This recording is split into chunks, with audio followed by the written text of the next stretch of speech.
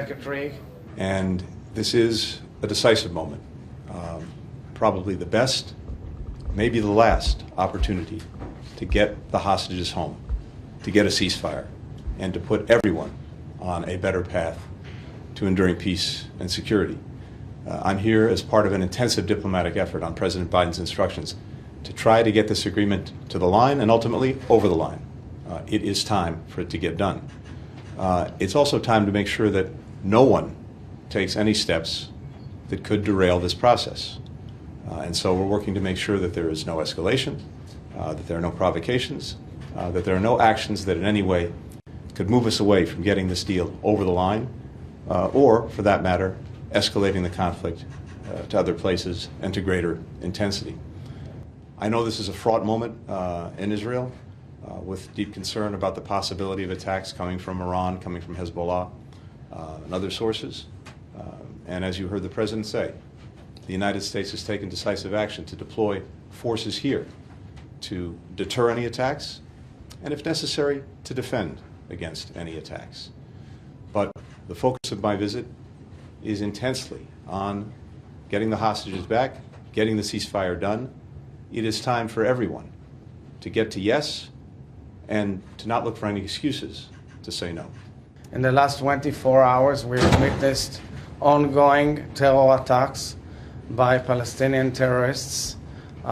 We have suffered the loss of Gideon Perry, a 38-year-old father of 3, husband, a lover of music, who went to work in a plant, and one of his pals in the working place decided to murder him simply because he's a Jew and an Israeli. A very great tragedy. Last night, we've witnessed a suspected major terror attack in Tel Aviv, which is under investigation with a possible suicide bomber. And this morning, our soldiers have been attacked in Ya'ara. Ya'ara is on the border with Lebanon by Hezbollah terrorists with drones. And there is information that we have suffered possible casualties.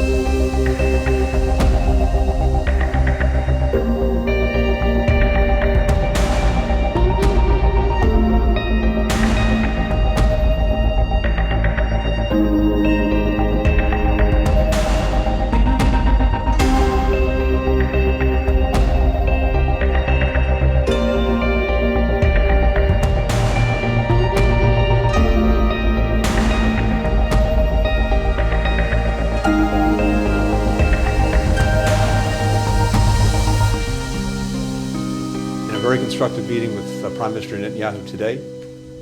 He confirmed to me that Israel accepts the bridging proposal, that he supports it.